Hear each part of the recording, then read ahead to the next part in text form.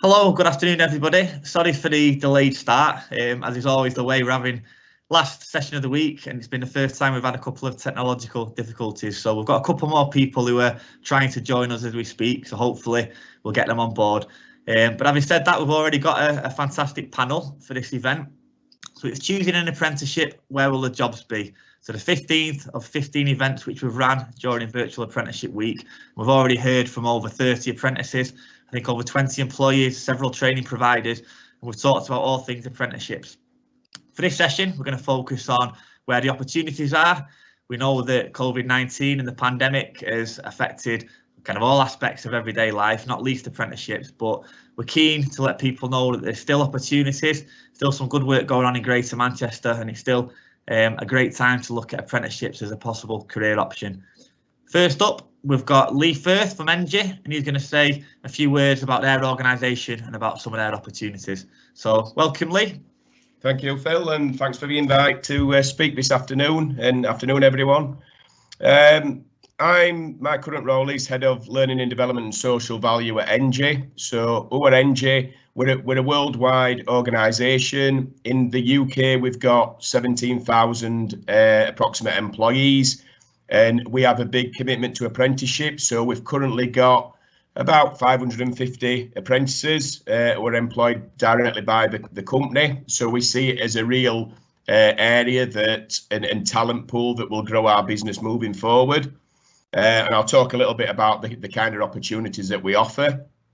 A little bit about my journey. I am really biased. I'm really passionate about apprenticeships because I left school at 16 to undertake an apprenticeship, a 4-year apprenticeship in heating and ventilating, and it's offered me some real career opportunities. So I kind of stayed in the role that I'd done my apprenticeship in for a number of years before moving into a teaching role and then progressing through a number of different roles, heavily engaged with apprenticeships to apprenticeship manager, and then my current role of Head of Learning and Development for the Place and Communities aspect of NG.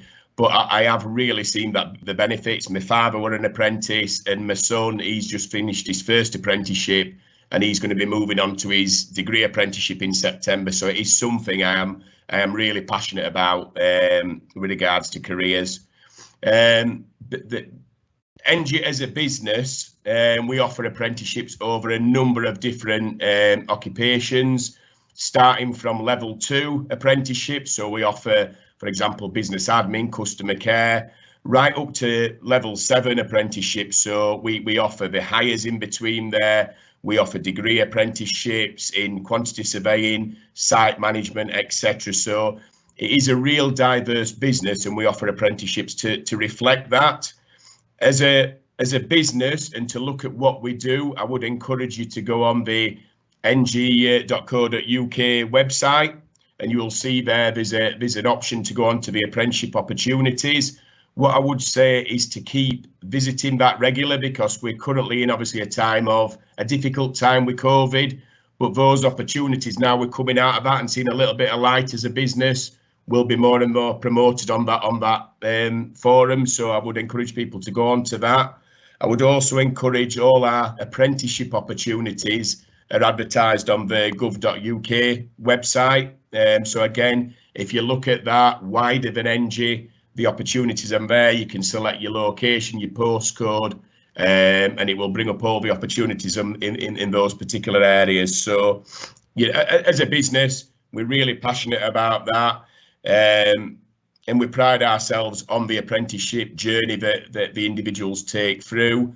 What we do as a business is kind of promote right from the start, so that from induction right to completing the apprenticeship, it's a quality experience that individual gets. So we have in-house development plans, we have early years talent programs, we have mentoring and support systems in place, so that anyone who joins us, they've got that drive and passion, should really have a good experience and succeed beyond their apprenticeship. And as a business, we've got numerous examples where the directors, the senior leaders in the business have come from that apprenticeship background, and again, that's something we really pride ourselves on as a business, and the succession of somebody coming in at level 2, you know, that long-term plan can really be to get them to a level 6, level 7 position, you know, to get the degrees, and to, you know, to get as far as really they want in a career. As I said, at the time, we're in a stage where opportunities are limited, but I would encourage any individual looking at going into an apprenticeship to keep at it. I would say there's going to be a number of schemes such as the Kickstart programme and work experience, you know, really push to look at those opportunities as well, because they can be a real springboard to getting onto an apprenticeship further down the line as well. And that's really a bit of a snapshot from myself about NG and current opportunities. Thank you, Lee. That's great. It's always good to hear about the kind of wide variety of different apprenticeships, different levels.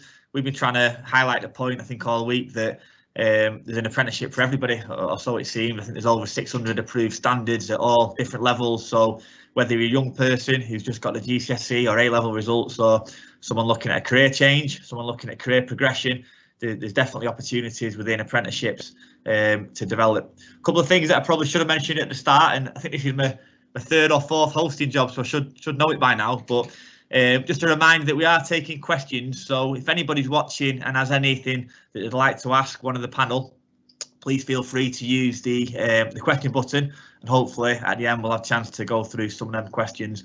The other thing I'll quickly point out is that we talked about the other sessions that we've already led around this week. All of them have been uploaded to YouTube. So if you key in hashtag VAWGM, Virtual Apprenticeship Week Greater Manchester, then all of them are uploaded. So if you feel like you've missed out on them, feel free to spend the weekend watching the other 14 sessions that you may have missed.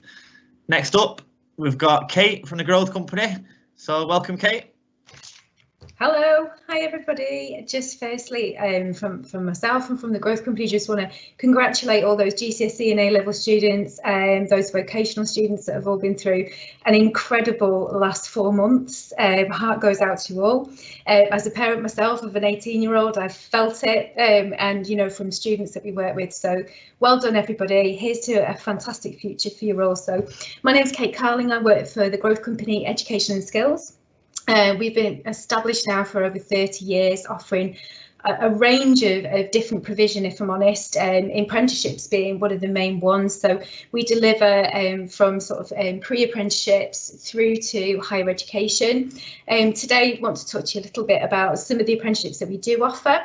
So we currently deliver in multiple different sectors. We have automotive, engineering, construction, manufacturing, to health and social care, childcare, teaching and learning, business, customer service, accounting, financial, IT and digital apprenticeship provision. It really is mixed. All of the provision that we deliver has individual delivery plans for each of the sectors and qualifications that sit within those. And all of that is based on what an employer comes to us and says that they need, and then we do a piece of work around how we can support them to recruit the right apprentices into their companies. Apprenticeship length of stay do vary. That depends on the sector and the trade, you know, that they are delivering in. There's off-the-job learning. Again, it depended on the sector and what you're actually learning towards. That could be a mixture of day release, it could be self-study, it could be some e-learning, it could be some one-to-one training, and it could be some project work. Assessments that we do usually are sort of placed at different milestones at different points in that journey, and that's really just to keep all parties involved in the apprenticeship aware of progress that's being made, and to sort of identify opportunities as well. All of that then sort of accumulates in the endpoint assessment, which is sort of not new to us. We've got early adopters of new apprenticeship standards, but you know, it's new to the world of apprenticeships. So that is how now you will then achieve your apprenticeship through endpoint assessment. And those, again, they vary depending on the sectors. So depending on the trades, and we'll talk through all of that. I think, you know, as you know, Lee said before, you know, we're in a period of change. You know, we're being realistic right now. We over probably the last 3 weeks have seen some real uptake of apprenticeship vacancies coming through, employers contacting us and saying we've seen the incentives of the government, us going out and speaking to businesses and finding out where their priorities lie at the minute, what areas of growth they might have, some areas of risk that they're sort of looking at. So we are treading very carefully, but we're also trying to support those businesses to look at where apprenticeships can be the best fit for their business right now. So just a little bit of intel. We have currently got apprenticeship vacancies on our website. The areas in which we've started to recruit those apprenticeships has been automotive. As you will or will not know, there is key workers, they've worked throughout. So light motor vehicle, for example, which is us that drive cars, and some logistics provision as well, where truck driving with e-tailing and deliveries. That has continued to happen. Servicing of cars, servicing of trucks have still been required. So those businesses still require apprentices and have throughout, the whole period of lockdown and this situation with COVID. We've also now more recently started to get some apprenticeship vacancies for other areas of so business administration, construction, childcare, customer service. We're getting some engineering ones through now. We've had some recent health and social care vacancies come through, which is fantastic for that sector because they're so short-staffed.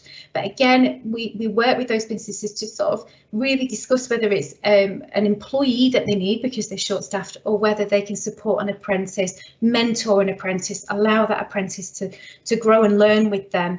So it's really is having really detailed conversations with employers right now. We've started to see some vacancies in manufacturing and also now coming through from schools, so for teaching and learning, so teaching assistants. So all of those vacancies currently advertised on the GC Education and Skills website. So if you go onto Google, GC Education and Skills, and then you can select your sector. And again, it's on the Find an Apprenticeship Gov UK website. They're being advertised. I will say probably over the last 3 weeks, this week alone, I think we've put 20 new apprenticeship vacancies on. So, the week before that, I think it was 10. So, we're hoping that that's going to continue. Again, is the current situation. We have just got to wait and see what happens with businesses. So hopefully, future's bright, lots more vacancies will come through. Just something I wanted to just mention, I have watched back some of the other YouTube videos of the other events that have gone on this week and listened to some of the questions that people have been asking. And, one of the things that one of the questions we ask an employer when we advertise a vacancy and we identify an apprenticeship opportunity is what they believe to be one of the most important attributes for a young person. So not all of our employers will say they want specific qualifications. We will consider any applicant and look at any background or experience, age related or otherwise, it really doesn't matter. But some of the key things, it's really interesting when you look at the vacancies, the majority of our current vacancies require punctuality. That's the first thing they say, is somebody being punctual, somebody that is reliable, somebody that is committed and hardworking, somebody that's driven. In some of the care sectors, the things they say are friendly, caring, compassionate, that sounds obvious. Patience, somebody who's got patience and good listening skills, somebody that's willing to learn. But in all of this, the first two were punctuality and reliability, and everything else, we can support you and develop you to your knowledge, skills and behaviours within that sector, depending on what that is. Some of our vacancies ask for grade 4 or above GCSE, others ask for and/or. So it could be that we assess your current ability and then we work with you to put you through support that will get you to where the employer wants to be. Most employers that we work with will consider anybody based on their current experience and their attitude and how they their willingness to learn, their motivation. What we do also offer for something I think that's probably more prevalent right now, so perhaps you've not got the grades you thought you were going to get, perhaps you're looking at, I was interested in this, but actually my friend's doing this, I might be better suited to doing that. We do the full IAG service, so we will have a conversation with you. We've got recruitment teams that will talk you through all of those sectors and talk you through what career you're sort of looking to go into. But we also have some pre-apprenticeship offers. Now we've some of those are very well established, and we do those across multitudes of different trades and sectors. Others we've developed quite quickly because we just think that because of the new apprenticeship standards that have come out, sometimes there's not an entry route in. Sometimes it is that it goes straight into a level 3, and we understand that that can be quite daunting for a young person. So we've created some very short, and when I say study programme, traditionally for a young person, that could be somebody that is perhaps straight from college or school that has never worked in the sector before. And what that means is there'll be a couple of days a week, there'll be a blended learning approach, some face-to-face, some online, and you'll get those basic skills for the sector so that we can get you ready, work with our recruitment team, work with our employers, and get you out into work experience, traineeship perhaps, and then looking to get you into the career you want in an apprenticeship role, perhaps at a higher level. So we offer those across all of our sectors. So, it might not be that it's straight into an apprenticeship because we're waiting for the world to sort of get back to, I hate saying new normal, but it is getting back to new normal. But just finding the right route for yourself, we might need that sort of foot in the door approach, and we've built those study programs to give you those skills across a multitude of our trades. So that's me.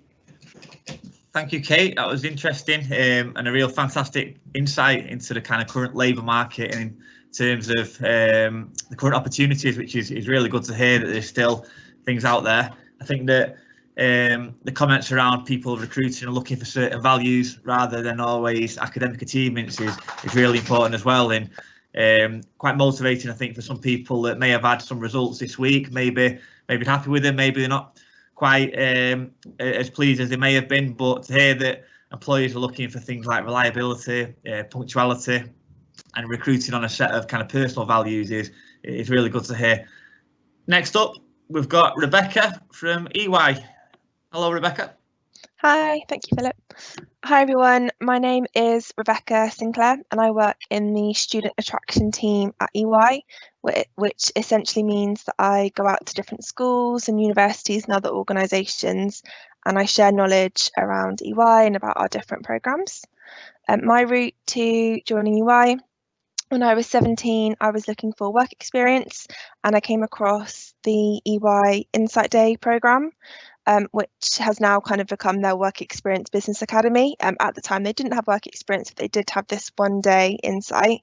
So I applied to that, I came along, and I learned more about EY and the different kind of business areas, things like tax and the audit team.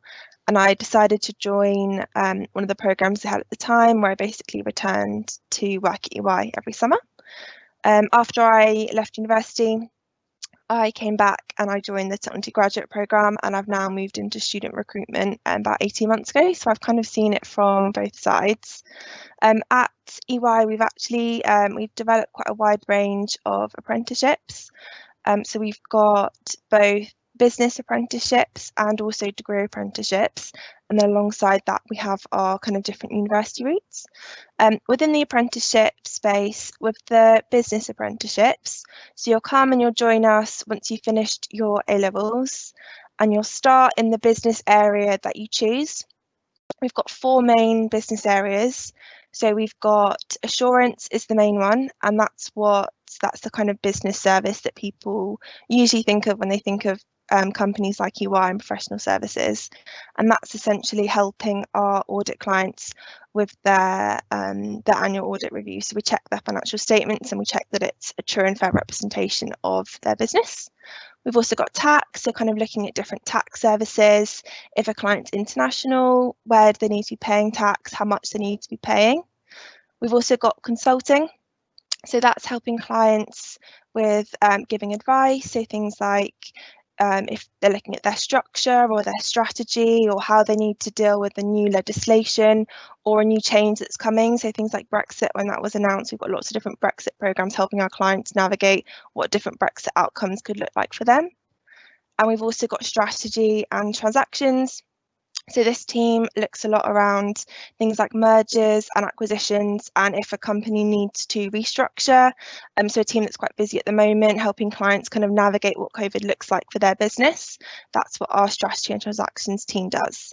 So we do have different apprenticeships across those space, and we've got 21 offices around the UK with a big office in Manchester. So there is quite a lot of choice into kind of where you can work. That's the business apprenticeships, and those last 4.5 years. And you'll join the teams I've mentioned, and then you'll spend some time at college where you'll study towards your qualification.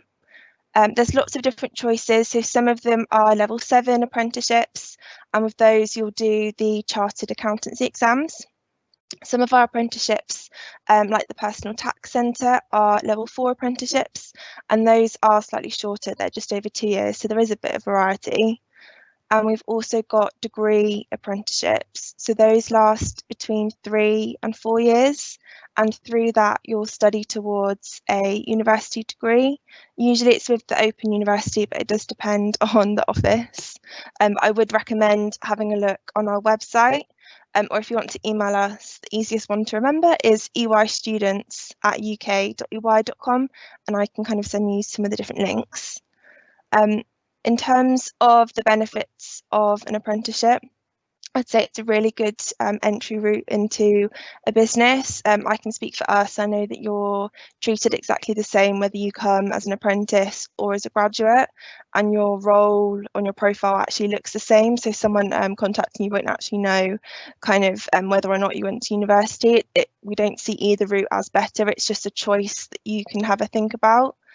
You'll get lots and lots of support. You won't go straight into doing your qualifications. You'll have time to kind of settle, get used to the working world, and then you'll start going through your qualification.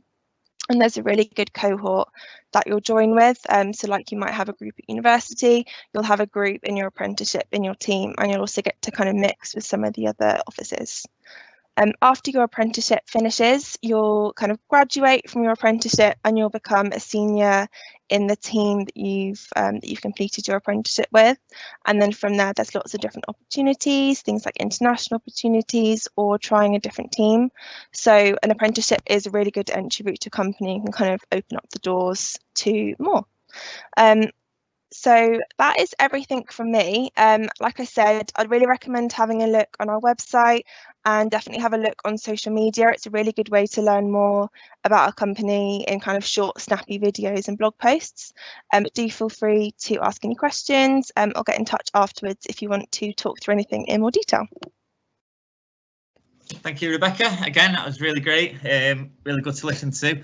I think we're also, I don't know if people can see the chat, but we've highlighted a few of the websites. So some of the opportunities, some of the places mentioned where you can find out about apprenticeships.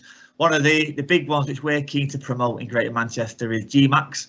So that lists some of the newest and kind of most exciting apprenticeship opportunities.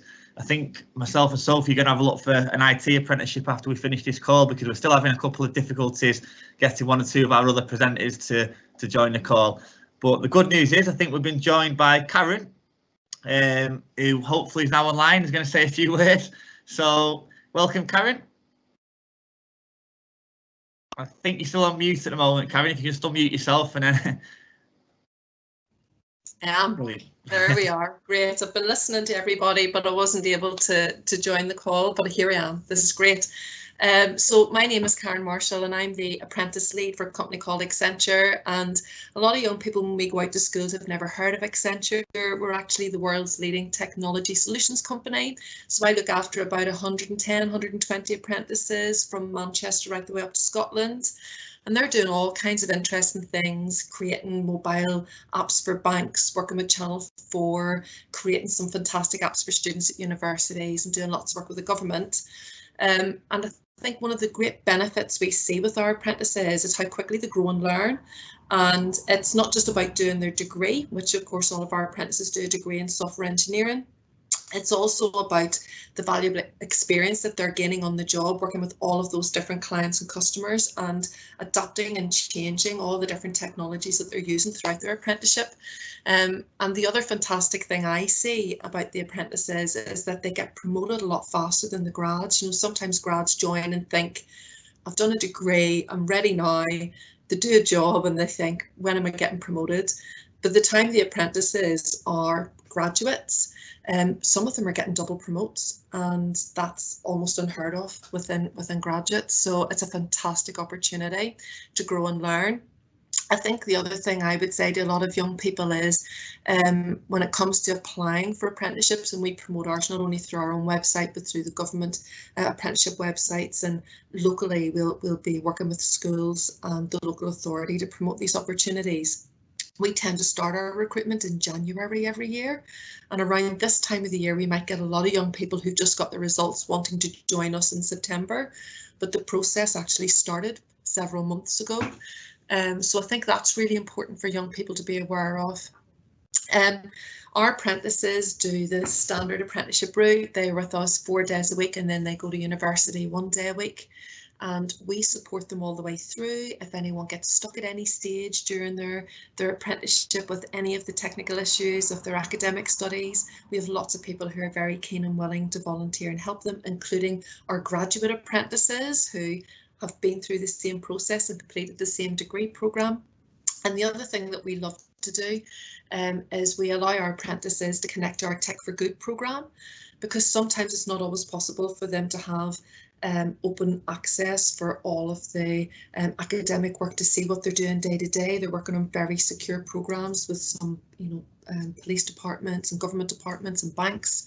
So we sometimes connect them up through our Tech for Good programme to local charities so that they can complete their studies and also do some good in the community.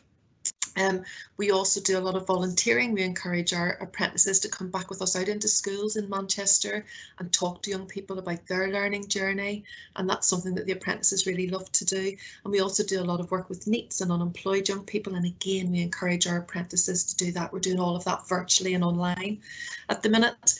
And the other thing I would say to anyone considering an apprenticeship with someone like ourselves, and I'm sure it's the same for the majority of the other apprentice employers, we invest a lot of time, money and support into our apprentices. We don't really want them leaving us at the end of the apprenticeship. We really want them to stay. So when you get an apprenticeship with a company like all of ours, I'm sure everyone's speaking, we want to keep all of the apprentices that we've worked with. It's not a case of you come with us on a journey for 3 years and then you go. The other exciting thing about our degree apprenticeship programme at the minute, I'm doing a lot of work with providers to have accelerated degree offers. So hopefully in Manchester from this year, we'll be offering the degree in 2.5 years. So again, that's always an incentive for young people to think, I'm not going to have any student debt and I might be able to complete this degree and have work experience in about 2.5 years. And throughout the apprenticeship programme, we offer lots of incentives. So I've seen apprentices receive incentive bonuses for the hard work that they've done of, over £100 at any given time, and that happens throughout the year. So there's a lot of recognition. And finally, I would say that for all of our apprentices, they're treated exactly the same as any other employee. I've had apprentices who in 1 month alone have completed over £7,000 worth of training in addition to their apprenticeship. So it's a fantastic opportunity for any young person to grow and learn and gain lots of valuable skills that they can take forward in their career in technology. Thank you, Karen. That was great. And I must apologise. I know we threw you in the deep end of it then. I think Karen joined the call and kind of 30 seconds later she was speaking live, but that was fantastic. Before we go to Dan, who's going to speak as an apprentice himself, we've had a question come in from Sally, who's asked, can you do a degree apprenticeship if you already have a BA? So I could probably answer that one. I've got a degree myself, and believe it or not, I'm not a presenter in my day job. I actually work for the skills intelligence team at the Combined Authority, and I'm currently doing an apprenticeship, a project management one. So yes, you definitely can.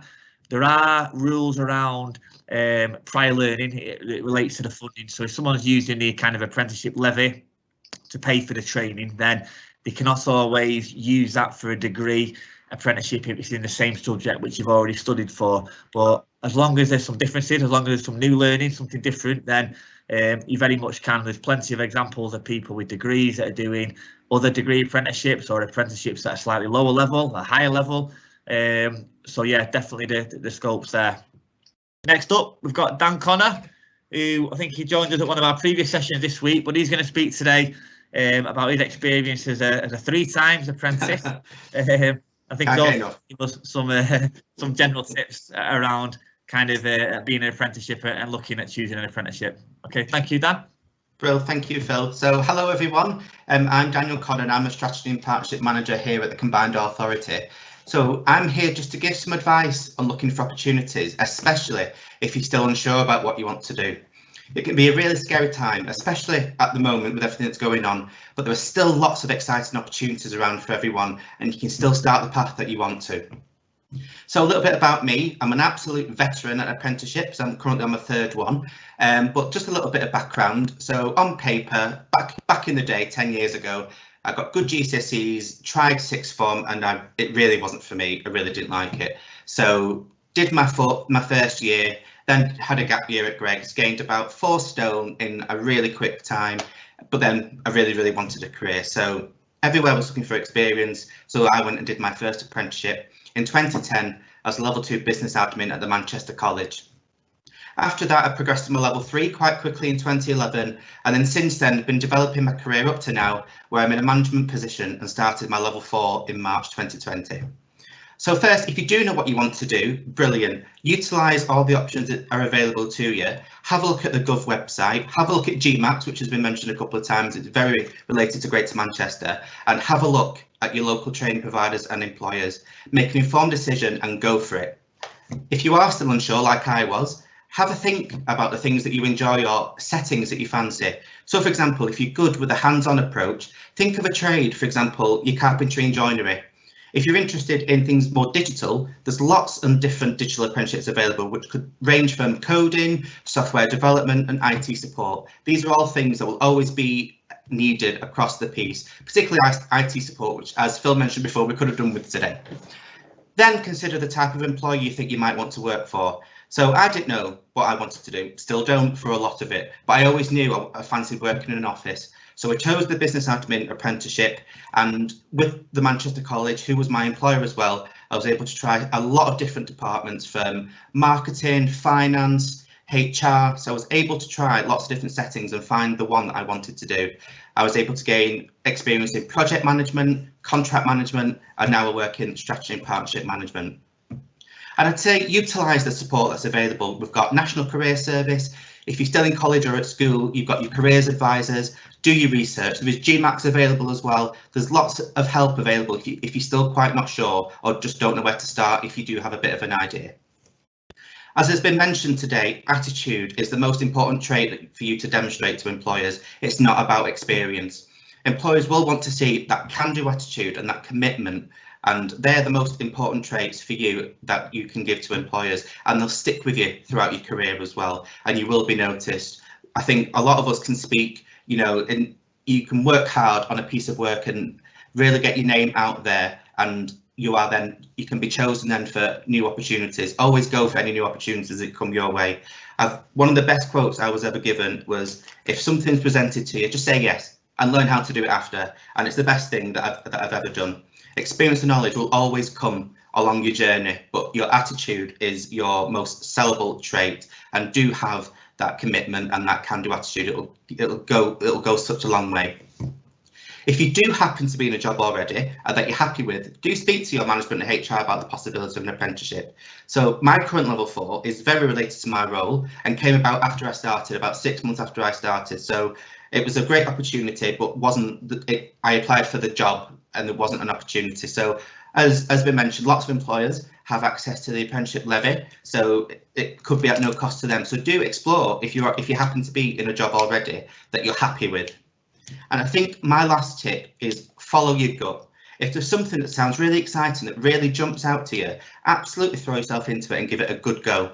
If you're on a course at the moment or you happen to be on an apprenticeship and it doesn't feel quite right, speak up. There's always support available, and it might be something that can be resolved. Don't let anything get to you for too long that then might derail your path when it could be sorted either by your employer or by your training provider. So that's me. Do make the most of every opportunity that you get. Attitude, I can't put enough emphasis on your attitude. It comes across in everything that you do, whether that's body language, how you speak. Just have that great attitude and want good things for yourself, and you'll go really, really far. And that's me. Brilliant. Thank you, Dan. Some really good advice from Dan, who, as he said, is a veteran of 3 apprenticeships. So no doubt he'll be back next year on his by then. We have another question in from a real friend of the show, Bilal. I think he's been watching all week, Bilal. So we're really grateful for his support, and we're glad that he's enjoyed the week. But he's still keen to find a sports apprenticeship in Manchester. With regards to that, Bilal, what I'll say is that there are well over 600 different apprenticeships. So I'm sure, and I know that there are plenty of kind of sports ones which have been approved and which are running. The difficulty will be in finding an employer that's currently offering that. At the moment, I think during this session, we've talked about plenty of growth sectors, and I can certainly touch upon things like health and social care, health innovation, construction, digital, and things which we're quite confident are growing across Greater Manchester. Sports is a little bit of a tricky one. It's been a difficult time with COVID-19 and the pandemic, so whether there will be as much recruitment at the moment as there has been in the past, but all I can advise is to certainly keep your eyes open, look at some of the websites we've mentioned. So GMAX is a really good starting point. We've got the national government website, which will list all the Find an Apprenticeship, all the apprenticeship vacancies. And certainly keep showing your resilience and your determination. We've been really impressed with the team, with the way in which you've asked questions all week. I think you've emailed as well. So I'm confident if you keep up that can-do attitude, which Dan referred to, and following your gut, which I think you also mentioned, I'm sure there'll be a sports apprenticeship somewhere along the line for you. And we all look forward to following your sporting progress. Other than that, I'm just looking if there are any other questions coming through. I don't think there are. We have had one which came online. I think Dan's already kind of covered that, and it was asking about what attributes you look for in an apprenticeship. So I know Dan talked about some of his, and I think Kate also referenced that. Lee, got anything that you say from NG? What do you look for in a new apprentice? What can they kind of offer the company? What type of traits do you look for? I think it mirrors a lot of what Dan said. You know, we look at that attitude, getting to work on time and being able to get to work on time consistently. You know, kind of just for peers that they're working with, putting that across to them as well. You know, being a team player, just really keen to learn. You know, from our side, it's not all about the academic side. It's getting in there and being genuinely keen to want to learn. And I think if you have that drive and passion, you know, you can go wherever you want really in your career. And you know, it's just getting that first step and that opportunity to do that. And when you've got that, just give it your best shot. Brilliant. Thank you, Lee. Anything to add for that, Karen, in terms of what you look for from apprentices? Yeah, absolutely. We have an apprenticeship programme in Newcastle, which is a little bit different to the one in Manchester, where we offer the level 3 for people who have literally no qualifications whatsoever. And I've put people through the degree who've come to me in Newcastle who were taxi drivers and cleaners and worked in mobile phone shops and worked at McDonald's.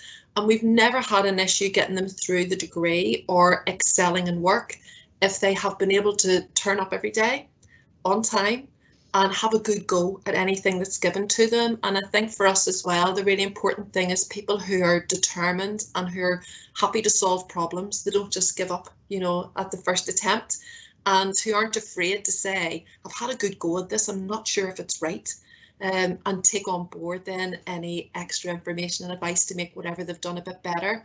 As long as I think you have those attitudes and you turn up every day, I think you could open a world of opportunities to you for any of these apprenticeship programmes. Brilliant. Thank you, Karen. And thank you to all of the guests today. I think that's it from the question and answers. I can see that one or two of the attendees have switched off. I think it's Friday afternoon. The sun's starting to come out, and I think people are thinking about things other than apprenticeships. So thanks again for people for joining us. Thanks to the panel who've been fantastic. We will be sending out a pack at the end of the week with some of the information and some of the things that we've referenced throughout the week. So people that have registered an interest on Eventbrite or have attended some of the sessions, they'll receive the packs. Well, thank you very much to everybody for helping out with Virtual Apprenticeship Week. We've had a great team behind the scenes. We've had some really good presenters, some fantastic apprentices. And I think that it's been a really good session to end on. And the message that we're trying to give out is that although these are tough times, and as I say, COVID-19 has affected everything, there are still plenty of opportunities. We're working hard within the Combined Authority and other organisations to really look at the growth sectors and where the opportunities are. We're doing a lot of work around filling them skill gaps and trying to promote the best possible careers for young people and for people of all ages. So certainly from listening to the conversation today, there's still some good opportunities out there. So again, like the other sessions, this will be posted up onto YouTube later on. But hopefully everyone will have a good weekend, and thank you for joining us. Bye-bye, everyone.